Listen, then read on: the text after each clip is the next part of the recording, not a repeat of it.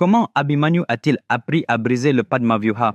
Lorsque Subhadra, la femme d'Arjuna, était enceinte, Arjuna se vantait devant elle en disant « Je peux faire ceci, je peux faire cela » et finit par déclarer « Je suis le seul à pouvoir briser le Padma-vyuha que personne d'autre ne sait comment enfreindre ». Il expliqua ensuite à Subhadra les détails complexes de la Padma-vyuha. À ce moment-là, l'enfant à naître, Abhimanyu, encore dans le ventre de sa mère, écoutait attentivement tout ce qu'Arjuna expliquait, en particulier comment entrer dans la formation. Mais alors qu'Arjuna s'apprêtait à expliquer comment sortir de la Padma-vyuha, Krishna arriva soudainement et l'interrompit en s'écriant « Arjuna, que fais-tu à bavarder avec ta femme? Viens, nous avons un travail important à accomplir. » Arjuna partit avec Krishna sans terminer son explication. À cause de cette interruption, Abhimanyu apprit seulement comment entrer dans la Padma-vyuha, mais pas comment en sortir. Pourquoi Krishna a-t-il délibérément empêché Abhimanyu d'apprendre comment en sortir? La raison est liée à l'objectif sous-jacent de la guerre de Kurukshetra, le plan divin de Krishna Paramatma. Deux objectifs principaux. 1. La protection du Dharma. 2. L'établissement de l'égalité sur Terre. Si vous observez, dans le Krita Yuga, il n'y avait pas beaucoup de différence entre les dieux et les humains. Tout le monde interagissait librement. Mais dans le Treta Yuga, la relation entre les dieux et les humains a chuté d'environ 90%. Même alors, l'humanité avait encore un lien étroit avec la nature. C'est pourquoi, à cette époque, nous pouvions converser avec les singes, les oiseaux, etc., tout comme Hanuman et Jatayu dans le Ramayana. Plus tard, au cours du Dwapara Yuga, notre lien avec la nature a encore diminué de 90%. Les gens ont commencé à se séparer les uns des autres, à se quereller constamment. C'est exactement le sujet de la guerre de Kurukshetra. À l'époque actuelle, le Kali Yuga, l'être humain est en guerre avec lui-même. L'esprit, le corps et l'âme ne sont plus en harmonie. Chacun est complètement déconnecté de l'autre. Krishna savait qu'après le Dwapara Yuga, seuls les êtres humains resteraient sur Terre. Et parmi ces personnes, il fallait qu'il y ait unité. Oui, il peut y avoir des différences d'intelligence, de caractère, etc., mais personne ne devrait devenir extraordinairement puissant en termes de force pure. Parce que si certains individus possèdent un grand pouvoir, eux-mêmes ou d'autres pourraient en abuser. C'est pourquoi Krishna a orchestré un processus permettant de rassembler en un seul endroit tous les guerriers les plus puissants et de les détruire. Ce processus même est la guerre de Kurukshetra. Si vous remarquez, Abhimanyu était plus fort que son père Arjuna, Ashwatthama était plus fort que son père Drona, Ghatotkacha était plus fort que Bhima, et il y en avait beaucoup d'autres, comme Barbarika, qui étaient tous plus puissants que leur père. Au fil des générations, leur puissance augmente. Krishna était déterminé à ce que cela ne continue pas. Tous ces guerriers puissants devaient donc périr dans la guerre. C'est pourquoi Krishna n'a pas permis à Arjuna de révéler à Abhimanyu comment revenir du Padma-vyuha. Quoi qu'il en soit, revenons à l'histoire principale.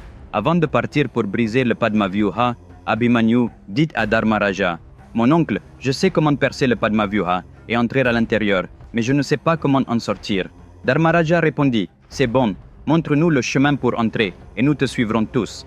Ensuite, ensemble, nous entrerons et anéantirons les Kauravas. » Fort de cette assurance, Abhimanyu se prépara au combat. Accompagné de son orige, Saumitra, il se précipita vers le Padma-vyuha.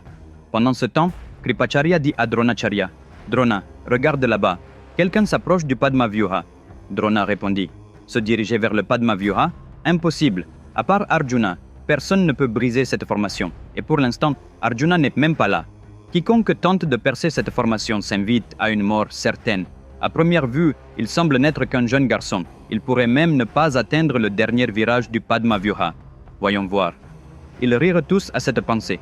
Abhimanyu s'approcha du Padma-vyuha. L'armée des Kauravas se moquait. « Allez, va directement au royaume de Yama, le dieu de la mort. » L'armée des Pandavas, quant à elle, observait avec espoir, se demandant si Abhimanyu serait leur sauveur ce jour-là.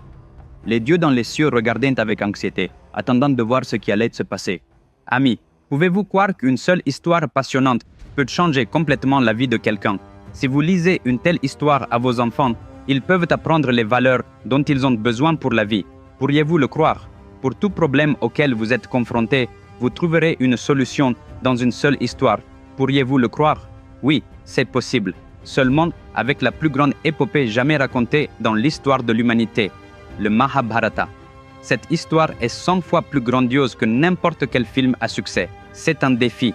L'histoire complète du Mahabharata, écrite dans les mots de Vikramaditya, est disponible en 2 volumes, sous forme de livres et d'e-books, sur Amazon et dans 43 autres boutiques en ligne. Elle est également disponible dans le monde entier en 54 langues. Les liens sont fournis dans la description sous la vidéo. Commandez dès maintenant, parce que ce n'est pas n'importe quel livre, c'est une bibliothèque de sagesse pour toute votre vie. De retour sur le champ de bataille, Dronacharya dit à Duryodhana, « Duryodhana, si ce jeune arriviste essaye de briser notre formation, il mourra dès qu'il s'approchera du Padma Vyuha. Même s'il est héroïque et survit d'une manière ou d'une autre, il faut 2 heures à Arjuna lui-même pour franchir la première couche de cette formation. Pour ce garçon, même une journée entière ne suffirait pas. Maintenant, regarde comme ma stratégie est puissante, Duryodhana. » Et ils rirent à nouveau. Abhimanyu s'approcha très près de la Padma Vyuha. Debout sur son char lancé à toute vitesse, il banda son arc et tira des flèches en l'air. Étonnamment, ces flèches atteignirent leur cible dans la 5e ligne du premier cercle de la formation. Puis il visa la 4e, la 3e, la 2e et enfin la première ligne, tirant avec habileté et précision en synchronisation avec le mouvement des troupes. Une partie des soldats ennemis de chaque rangée tomba, créant un chemin dégagé pour Abhimanyu lui permettant de passer. Tel un lion entrant dans la forêt, Abhimanyu pénétra sans effort à travers le premier anneau du Padma Vyuha. En voyant cela, les armées des Pandavas et des Kauravas, et même les dieux, furent stupéfaites. « Magnifique, Abhimanyu !» s'écria Sanjaya en applaudissant bruyamment. Rappelez-vous maintenant que Dhritarashtra était aveugle et que Vyasa avait accordé à Sanjaya la vision divine afin qu'il puisse raconter à Dhritarashtra chaque moment de la guerre de Kurukshetra. Entendant les acclamations de Sanjaya, Dhritarashtra demanda « Que s'est-il passé, Sanjaya ?» Sanjaya répondit « Aussi courageux que vous soyez, il faut généralement 2 heures pour percer ne serait-ce que la première couche du Padma Vyuha. Pourtant, en seulement 2 secondes, un garçon de 16 ans a percé le premier anneau et est entré à l'intérieur. » Dronacharya et Duryodhana sont stupéfaits. Leurs sourires ont disparu, tandis que celui d'Abhimanyu vient de commencer. C'est le début de l'assaut héroïque d'Abhimanyu. Dans la formation, il y avait des centaines de milliers de soldats. Duryodhana et Drona étaient sous le choc, incapables de retrouver leur sang-froid. Shakuni se tourna vers Kripacharya et fit remarquer « Kripacharya, nous avions l'intention de piéger Yudhishthira dans notre Padma Vyuha, mais il semble que notre Duryodhana lui-même risque d'être capturé. » Dronacharya, debout à côté de lui, dit « Bien, Duryodhana, nous ne pouvons même pas affronter Arjuna seul, mais ce garçon équivaut à 10 Arjunas. Qui diable est-il » Dushasana expliqua « Il n'est autre que le fils de notre ennemi Arjuna, Abhimanyu. » En apprenant que ce garçon héroïque était le fils d'Arjuna, tout le monde le loua encore plus. Réalisant que le garçon était le propre enfant d'Arjuna, la rage de Duryodhana ne connut plus de limite. « Arrêtez, n'avez-vous pas honte de faire l'éloge de notre ennemi? Soldats de l'armée Kaurava, à partir de maintenant, nous n'avons plus de dharma, plus d'éthique, plus de règles. Un seul objectif compte aujourd'hui, la mort d'Abhimanyu. Qui va gagner, notre armée forte de 100 000 hommes ou ce seul Abhimanyu? Ah, maintenant c'est ça la guerre. Viens, Abhimanyu, rugit-il. L'espoir s'alluma dans les troupes des Pandavas. Ils ne pensaient plus seulement à survivre, ils croyaient pouvoir réellement gagner la guerre grâce à la bravoure d'Abhimanyu. Jusque-là, les Kauravas s'étaient pavanés avec confiance, comptant sur le Padma Vyuha pour garantir la victoire. Désormais, il n'y avait plus une goutte de couleur sur leur visage. Pendant ce temps, un sourire fleurissait sur les lèvres d'Abhimanyu.